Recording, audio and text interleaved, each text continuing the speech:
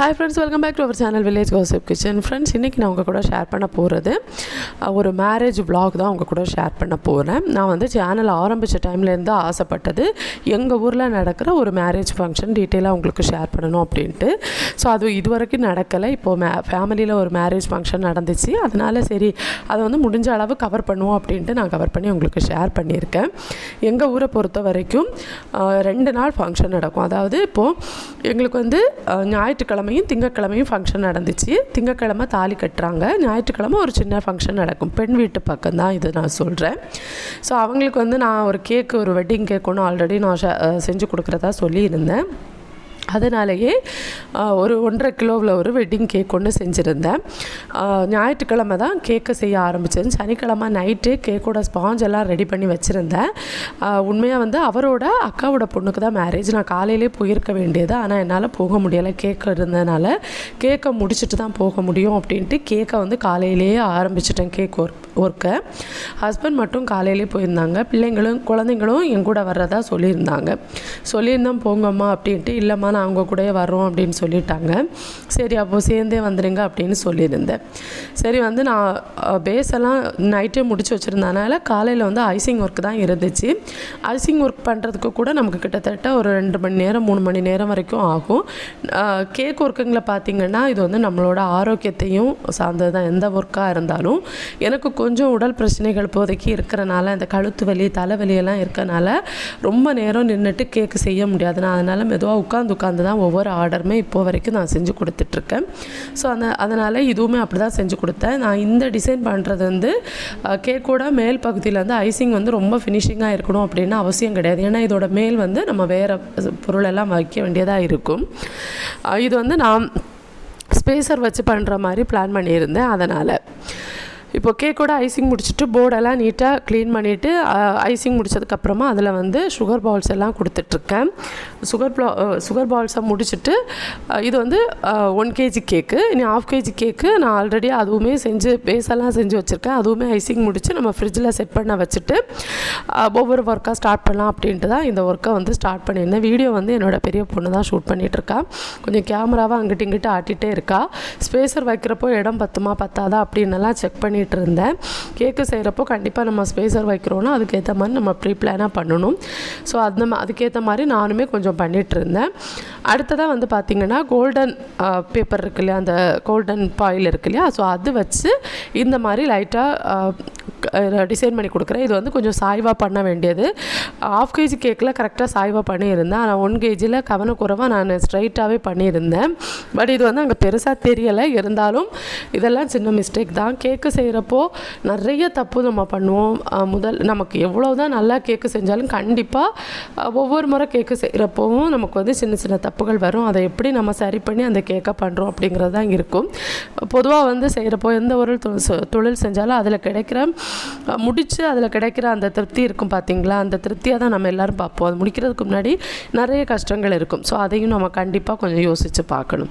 So இந்த மாதிரி தான் 1/2 kg கேக்கை முடிச்சுட்டு நான் ஆல்ரெடி வந்து 1/2 kg கேக்கை முடிச்சுட்டேன். 1 kgயும் முடிச்சுட்டு ஃப்ரிட்ஜில் செட் பண்ண வச்சுட்டேன். இதுக்கு மற்ற ஒர்க்கெல்லாம் நம்ம நாளைக்கு மண்டபத்தில் போய் தான் செய்யணும். ஸோ அதனால் அப்படியே அதை செட் பண்ண வச்சுட்டேன். அடுத்து பார்த்திங்கன்னா நான் வந்து இந்த கேக் ஒர்க்கு ஸ்டார்ட் பண்ணுறதுக்கு முன்னாடியே இதுக்கு அதோட ஸ்பேசருக்கு வேண்டிய அந்த அலங்காரங்கள் எல்லாம் செஞ்சிட்ருந்தேன். லைட்டு செட் பண்ணுறது ஸ்பேசரில் இந்த மாதிரி வேறு பூ நான் எதிர்பார்த்தேன். எனக்கு அது கிடைக்கல. அப்போ என்கிட்ட இந்த மாதிரி ஒரு செட்டப் ஒன்று இருந்துச்சு. இந்த மாதிரி ஒரு திராட்சை கொத்து வர மாதிரி ஒரு இது எனக்கிட்ட இருந்துச்சு ஆல்ரெடி. இது வந்து கேக்கு மேலே வைக்க வேண்டியது. சரி இதை வச்சு நம்ம சிம்பிளாக டிசைன் கொடுத்துக்கலாம். மண்டபத்தில் போய் அங்கே கிடைக்கிற ஃப்ளவர்ஸ் இருக்கும் இல்லையா, மண்டப ஸ்டேஜில் இருக்கும், அந்த ஃப்ளவரை வச்சு மிச்ச ஒர்க்கை நம்ம கம்ப்ளீட் பண்ணிக்கலாம் அப்படின்னு நினச்சி தான் நான் இந்த ஒர்க்கை முதல்ல பண்ணிகிட்டு இருந்தேன். இதெல்லாமே முடித்து நம்ம செட் பண்ணி வச்சுட்டோம் அப்படின்னா நமக்கு மறுநாள் மண்டபத்துக்கு கொண்டு போகிறதுக்கு வசதியாக இருக்கும். எல்லாம் முடிச்சுட்டு அதில் கொடுத்த லைட்டு செட்டப்பை ஆன் பண்ணி பார்த்தா எனக்கு கொஞ்சம் திருப்தியாக இருந்துச்சு. கொஞ்சம் பார்க்குறதுக்கு நல்லாவே இருந்துச்சு. உங்களுக்கு இது கேமராவில் அவ்வளோவா கவர் ஆகாது. பட் அது வந்து இருட்டில் வச்சு பார்க்குறப்போ ரொம்ப நல்லா இருந்துச்சு. கேக்கோட ஒர்க்கெல்லாம் முடிச்சுட்டு அடுத்ததாக பூ கட்ட ஆரம்பிச்சிட்டோம். 200 ரூபாய்க்கு பூ வாங்கிட்டு வந்தாங்க. முல்லைப்பூ தான். எனக்கு வந்து முல்லைப்பூ தான் ரொம்ப ரொம்ப பிடிக்கும். சிலர் வந்து பிச்சிப்பூலாம் வைப்பாங்க.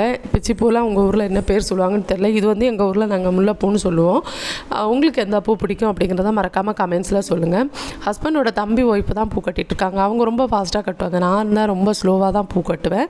ஸோ மெதுவாக பூ கட்டிகிட்டு இருந்தேன். பொண்ணுங்க வந்து எனக்கு கிண்டல் பண்ணிவிட்டு அம்மா ரொம்ப ஸ்லோவாக பூ கட்டுறாங்க அப்படின்னு வீடியோ ஷூட் பண்ணிகிட்டு இருந்தாங்க.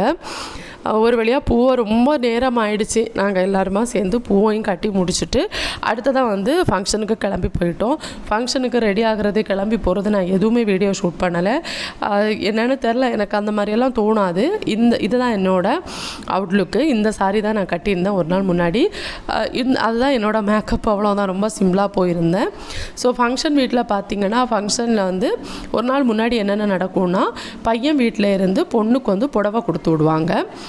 புடவை கொடுத்துட்டு புடவை அப்புறம் அவங்களுக்கு தேவையான மற்ற பொருட்கள் எல்லாம் இருக்கும் இல்லையா, பொண்ணு ரெடி ஆகிறதுக்கு தேவையான பொருட்கள், அந்த மாதிரி பொருட்கள் எல்லாமே பையன் வீட்டிலேருந்து பொண்ணுக்கு கொண்டு வருவாங்க. அதை பொண்ணுக்கு கொடுத்துட்டு போவாங்க ஒரு நாள் முன்னாடியே. மறுநாள் காலையில் அந்த சாரியை கட்டி தான் நாங்கள் வந்து சர்ச்சுக்கு போவோம். ஸோ இதுதான் எங்கள் ஊரில் ஒரு பழக்கம். அதுக்காக தான் அந்த புடவையை கொண்டு வந்தாங்க. ரொம்ப தொலைவிலேருந்து வர்றவங்க மட்டும் சிலர் ரொம்ப ரேராக விடிய காலையிலே புடவையை கொடுத்துட்டு அந்த புடவையை தான் கட்டுவாங்க. ப்ளவுஸ் அந்த ஐட்டம்ஸ் எல்லாம் ஆல்ரெடி ஸ்டிச் பண்ணி தான் கொண்டு வருவாங்க. அதனால் இது கரெக்டாக இருக்கும். ஸோ இந்த மாதிரி முடிஞ்ச அளவு மோஸ்ட்லி வந்து எல்லாருக்குமே ஒரு நாள் முன்னாடியே புடவை கொடுப்பாங்க. ரொம்ப லாங்கிலேருந்து வர்றவங்க மட்டும்தான் அன்றைக்கி காலையில் புடவை ப்ளவுஸ் எல்லாம் தச்சு தானே வச்சுருப்பாங்க. புடவையை கொடுத்துட்டு உடனே கட்டிட்டு அந்த புடவையை கட்டிட்டு தான் நாங்கள் கல்யாணத்துக்கு சர்ச்சுக்கே போவோம். அந்த மாதிரி ஸோ அந்த ஃபங்க்ஷன் தான் நடந்துகிட்டு இருந்துச்சு. வீடியோ ஷூட் பண்ணது எல்லாமே என்னோடய பொண்ணு தான். எனக்கு வந்து என்னென்னா அந்த மொபைல் எடுத்துகிட்டு ஒரு ஃபங்க்ஷனோ இல்லை வெளியே போகிறப்போ என்னால் வீடியோ ஷூட் பண்ண முடியறதில்ல. எனக்கு கொஞ்சம் வெக்கமாக இருக்கும். நம்ம வீடியோ ஷூட் பண்ணிட்டு இருக்கிறப்போ நம்மளை பார்ப்பாங்க அப்படிங்கிற மாதிரி நான் ரொம்ப அந்த விஷயத்தில் நான் ரொம்ப யோசிப்பேன். ஒரு ஃபங்க்ஷன் நடந்துகிட்டு இருக்கிறப்போ நான் ரெடி ஆகிறத கூட நான் ஃபோட்டோஸோ வீடியோஸோ எடுக்கிறதுக்கு ரொம்ப தயங்குவேன். அது எதனால் என்னெல்லாம் தெரில. அதனால தான் நம்ம சேனலில் வந்து விலாகே நான் போடுறது கிடையாது. எப்போவாது ஒரு முறை இந்த மாதிரி போடுறது.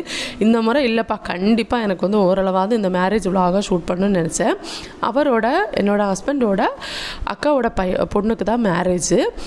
ஸோ சரி, எல்லாமே ஃபஸ்ட்டு வந்து அவங்கள நிற்க வச்சுட்டு கொண்டு வந்த பொருட்களை எல்லாம் வச்சு பழத்தட்டு அந்த மாதிரி பொருட்கள் எல்லாம் இருக்கும். அதில் வந்து பொண்ணுக்கு தேவையான பொருட்கள், பழத்தட்டு, அப்புறம் பொண்ணோட அக்காவுக்கு புடவை கொடுப்பாங்க. அந்த மாதிரி சின்ன சின்ன இதெல்லாம் இருக்கும். அதெல்லாம் வச்சு ஃபஸ்ட்டு அவங்கள வீடியோ ஷூட் பண்ணிவிட்டு அடுத்ததை வந்து ஒவ்வொரு தட்டாக பொண்ணுக்கு கொடுக்க வைப்பாங்க. பொண்ணோட அக்காவுக்கு கொடுக்குற புடவையை மட்டும் அவங்க அக்கா கிட்ட கொடுப்பாங்க. ஸோ ஒவ்வொன்றையாக வீடியோ ஷூட் பண்ணிகிட்டு இருந்தாங்க. ஸோ இதுதான் ஒரு நாள் முன்னாடி நடக்கிற ஃபங்க்ஷன்.